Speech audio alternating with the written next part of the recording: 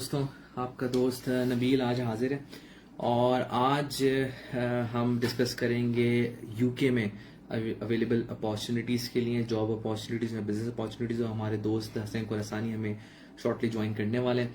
हमारा ये सिलसिला हर हफ्ते चल रहा है, वीकली सेशन है और हर हफ्ते वीकेंड पर हम डिस्कस कर रहे होते हैं मुख्तलिफ कंट्रीज़ में अवेलेबल पाकिस्तानियों के लिए जॉब या बिजनेस अपॉर्चुनिटीज़।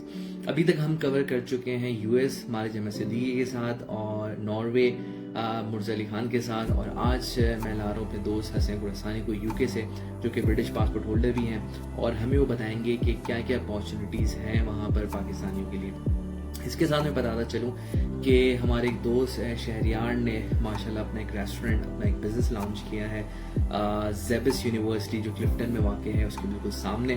तो मैं इंकरेज करूँगा कि मेरे जितने भी दोस्त अहबाब हैं वो विज़िट करें और GH10 यानी GH10 जो है वो कोड है, ग्रीन हाउस नाम है उस रेस्टोरेंट का, ग्रीन हाउस कैफ़े। तो आप लोग विज़िट करें और अपने एक्सपीरियंस शेयर करें। और GH10 का जो मैं कोड बता रहा हूँ, ये डिस्काउंट कोड है जिससे 10% आपको डिस्काउंट मिल सकता है वहाँ पर विजिट करने का।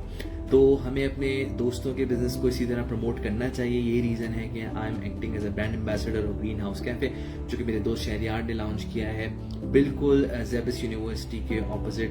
तो मैं आप लोगों को स्ट्रॉन्गली सजेस्ट करूँगा विजिट करें और अपने एक्सपीरियंस शेयर करें, और डिस्काउंट के लिए 10% डिस्काउंट के लिए आप को इस्तेमाल कर सकते हैं। हसनैन हमारे साथ आ चुके हैं और वेट कर रहा हूँ।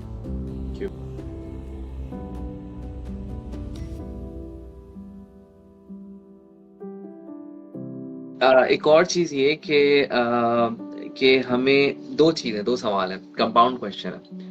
पहली बात तो ये है कि वहाँ पे लोग मॉर्गेज, लॉन्ग टर्म मॉर्गेज लेके होम फाइनेंसिंग ले रहे होते हैं, राइट। और फिर इसका दूसरा पार्ट ये है कि जो लोग कुछ शरिया सेंसिटिव होते हैं तो उधर क्या शरिया फाइनेंसिंग आराम से मिल जाती है, हर इंस्टीट्यूशन दे रही है या लिमिटेड इंस्टीट्यूशन दे रही है, और क्या वो बहुत एक्सपेंसिव है या वो उतना ही पड़ता है जितना नॉन शरिया कंप्लाइंट फाइनेंशियल इंस्ट्रूमेंट्स होते हैं। तो और करंट सिचुएशन के अंदर क्या हमें मॉर्गेज पे जाना चाहिए यूके के अंदर या रेंटल पे जाना चाहिए? तो वो व्हाट्स योर लाइक, ये फाइनेंशियल एक पर्सपेक्टिव है, तो the finance expert just advise me on that. हाँ, मैं खैर फाइनेंशियल एक्सपर्ट तो नहीं हूँ, लेकिन ये कि मैंने खैर कभी तक खुद मॉर्गेज कराया नहीं इधर, लेकिन मैंने जो सुना है वो ये सुना है कि आजकल इंटरेस्ट कॉस्ट जो है, तो सुना क्या है तो पता है सबको, इंटरेस्ट पर काफ़ी बढ़ गई है। लेकिन जो इस्लामिक मोड ऑफ फाइनेंसिंग है थोड़ी महंगी है कम्पेयर टू कन्वेंशनल, क्योंकि वो कुछ कंपनीज कर रही हैं, हर कोई नहीं कर रहा। कार लीजिंग में भी और हाँ होम फाइनेंसिंग में भी कुछ कंपनीज इधर हैं जो कि आपको ज़्यादातर जो है वो प्राइवेट लेंडिंग भी होती है इधर। आप सिर्फ रेगुलेटेड जरूरी नहीं है कि आप डिपॉजिट लेके ही लेंडिंग करें, you can be a private lender as well. तो उसमें कुछ मतलब नॉर्मली लेंडिंग ऐसे होती है ना, बैंक का जो बिजनेस मॉडल होता है वो ये होता है कि लोगों से आप डिपॉजिट लेते हैं, उस पर आप इंटरेस्ट पे करते हैं और उसी मनी को आगे जो है लोन देते हैं। और यहाँ कुछ ऐसी इंस्टीट्यूशन भी हैं जो डिपॉजिट टेकिंग नहीं करती हैं, उनके पास खुद पैसे पड़े होते हैं, they want to lend you and उसके बेसिस पे अर्न करें। तो इस तरह से काफ़ी सारी ऑर्गेनाइजेशंस ऐसी हैं जो कि आपको लोन देती हैं, ऑब्वियसली सारी लाइसेंस होती हैं FCA से। तो वो इस्लामिक मोड ऑफ फाइनेंसिंग भी है, लेकिन जनरली वो महंगी है कंपेयर टू कन्वेंशनल मेथड। तो बाकी रेंट वर्सेस मॉर्गेज भी एक डिबेट है। यहाँ गवर्नमेंट भी सपोर्ट करती है आपको मॉर्गेज पॉइंट ऑफ व्यू से, वो आपको इनिशियल डिपॉजिट को भी सपोर्ट कर देती हैं, लेकिन अगर एक सर्टेन इनकम ग्रुप में आप हो तो फिर सपोर्ट होता है उसका, क्योंकि ये सपोर्ट सारा अवेलेबल होता है एक सर्टेन इनकम ग्रुप को, जो कि नॉर्मली उनके लिए है कि जो नए एम्स आते हैं, जो मैनेजर्स होते हैं, उनका जो इनकम का बैंड होता है उसके अंदर वो सपोर्ट कर सकते हैं। आप एक सीनियर मैनेजर बन जाते हैं तो फिर किसी को कोई सपोर्ट गवर्नमेंट आपको देती नहीं है। विड्रॉ फॉर्चुनेटली आप जैसे उस बैंड में आएंगे तो विड्रॉ कर लेंगे बेनिफिट। विड्रॉ नहीं, मतलब आप बैंड में आएंगे ये मुझे पता नहीं, लेकिन आप अब अप्लाई कर नहीं सकते। जैसे मैं अभी अगर चाहूँ कि उस सपोर्ट बेनिफिट में अप्लाई करूँ तो वो कहेंगे नहीं, नॉर्मल तरीके से किया हुआ होता और फिर आपका बैंड चेंज हो गया। फिर मुझे ये नहीं पता, इसकी ये लॉ नहीं पता, मुझे पूछना पड़ेगा ऐसे दोस्तों से। लेकिन मेरे कुछ दोस्त हैं ऐसे जो कि नए आके जिन्होंने बेनिफिट लिया था, उनकी सैलरी कम थी तो उनको गवर्नमेंट ने, यहाँ नॉर्मली ये है कि आपको जो बेनिफिट चाहिए होते हैं उसकी सैलरी आपकी एक सर्टेन लिमिट से कम होनी चाहिए, जैसे सारे बेनिफिट आपको मिल जाते हैं। इनफैक्ट चाइल्ड बेनिफिट के लिए आपको जो है वो यहाँ का एक्सेस टू पब्लिक फंड की जरूरत तो है, मतलब ILR आपको मिल जाता है तो पब्लिक फंड्स पे आपका एक्सेस आ जाता है, लेकिन वो सैलरी देखते हैं आपकी की सैलरी कितनी है। अगर आपकी सैलरी जो है वो 50,000 से एनुअल से कम है तो आपको सारे बेनिफिट मिलेंगे, जैसे चाइल्ड सपोर्ट मिलेगा आपको हाउसिंग बेनिफिट मिलेगा, अनएम्प्लॉयमेंट बेनिफिट मिलेगा, और भी सारे बेनिफिट्स जो हैं वो आपको मिलेंगे। लेकिन आपकी सैलरी अगर एनुअल 50 से ज़्यादा की है तो यहाँ का जो एएम आता है या मैनेजर आता है वो उससे ज़्यादा ही आता है, तो वो बेनिफिट्स के लिए एलिजिबल नहीं होते। तो उन्होंने बेनिफिट्स रखे उनके लिए जिनको उनकी ज़रूरत है। मतलब ऐसे नहीं है कि कोई आप मतलब वेवर दे रहे हैं कुछ इंटरेस्ट रेट में, क्या बेनिफिट है? नहीं, बेनिफिट ये है कि गवर्नमेंट आपको फंड कर देती है इंटरेस्ट, एक सर्टेन इंटरेस्ट रेट पे जो कि लोअर होता है कंपेयर टू मार्केट, या सिक्योरिटी डिपॉजिट का फंड सब्सिडाइज रेट को दे देती है, एलिजिबल आप उस चीज के लिए। तो वो एक सर्टेन स्पेसिफिक लोगों को फोकस करती है कि जिनको जरूरत है। मतलब जो लेट्स से अगर रेंट वो उनकी सैलरी में रेंट अफोर्ड नहीं हो पा रहा, या अफोर्ड वो कर रहे हैं लेकिन वो जिंदगी भर रेंट ही देते रहेंगे, तो उनके लिए गवर्नमेंट ने कहा है कि भाई अगर आप खरीदते हैं प्रॉपर्टी तो आप सिक्योरिटी डिपॉजिट का अमाउंट जो है वो काफी बड़ी इन्वेस्टमेंट होती है शुरू की, 30-40,000 पाउंड आप देते हैं, 50,000 पाउंड, तो उस पे वो आपको लोन दे देते हैं या सपोर्ट कर देते हैं लोअर इंटरेस्ट पे। तो ओवरऑल आप उसमें होता ही है कि ओवरऑल जो आप रेंट देते हैं ना वही आपकी फिर मॉर्गेज पेमेंट वगैरह और लोन प्री पेमेंट बन जाती है। लेकिन ऑब्वियसली कन्वेंशनल मोड में, इस्लामिक मोड में नहीं है। सही है।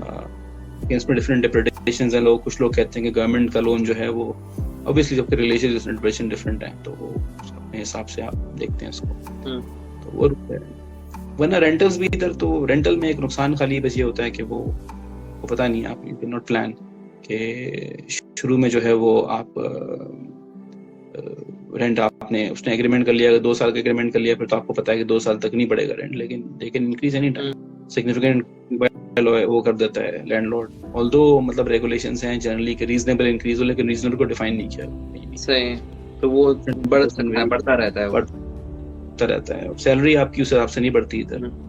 यहाँ यूके में थोड़ा सा सेविंग्स का प्रॉब्लम है compare to Middle East for sure, कि यहाँ अगर आप मतलब मैं अपने नए आने वालों को ये बताना चाहता हूँ कि अगर आप यहाँ सेविंग के मॉडल से आ रहे हैं तो ये सेविंग मॉडल नहीं है, क्योंकि नेशनलिटी पॉइंट ऑफ व्यू से आ रहे हैं कि आप नेशनलिटी लेके आगे कहीं और मूव कर जाएंगे तो इट्स फाइन। लेकिन आपको जब यहाँ रहते हैं तो आपका इनकम टैक्स तकरीबन 30% के करीब बनता है, क्योंकि इनकम टैक्स के लिए नेशनल इंश्योरेंस भी कटता है, फिर काउंसिल टैक्सेस हैं, फिर आपके इलेक्ट्रिसिटी चार्जेस हैं, फिर गैस है, फिर पानी है, रेंट्स हैं, तो सारे मिला मिलू के काफ़ी बड़ा अमाउंट बन जाता है। फिर ग्रोसरी काफ़ी महंगी है इधर अभी जो है वो, आफ्टर कोविड इन्फ्लेशन काफ़ी बड़ी है, और एनर्जी कॉस्ट बढ़ने वाली है अभी अक्टूबर में, तो एनर्जी कॉस्ट का इम्पैक्ट सारा फिर आके सोलर लगवा सकते हैं।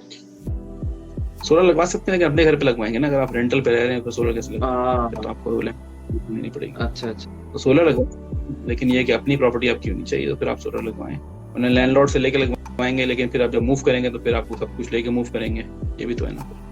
तो अच्छा, मतलब लैंडलॉर्ड अलाउ कर देता है, लेकिन फिर ये है कि फिर आप किसी और की प्रॉपर्टी लगा रहे हैं तो आपको मूव करने में प्रॉब्लम हो सकती है, फिर आपको मूव करना है। लेकिन यहाँ सोलर में ये कि यहाँ मतलब आउट ऑफ पूरे साल में तकरीबन 9-10 महीने तो सिर्फ सर्दी होती है। 9-10 महीने, 8 महीने सर्दी होती है। 8 महीने में धूप कहीं कमी का नजर आती है, धूप जो ज्यादा नजर आती है नॉर्मली वो नजर सिर्फ समर्स में आती है आपको इधर, वरना तो ग्रे अभी भी जैसे धूप निकली हुई है, लेकिन ये कि कल परसों फिर हो जाएगा। तो यहाँ सोलर का फायदा कितना है मुझे पता नहीं है लंदन में, क्योंकि या तो यहाँ बारिश होती है या तो यहाँ ग्रे स्काई होते हैं, और सर्दी जो है वो 3:30-4 बजे आपकी जो है मगरिब हो जाती है, तो और सुबह का सूरज निकलता है 8 बजे, तो 6 घंटे में अगर वो पूरा क्लाउड होगा तो उसमें कितना बनेगा आई डोंट नो।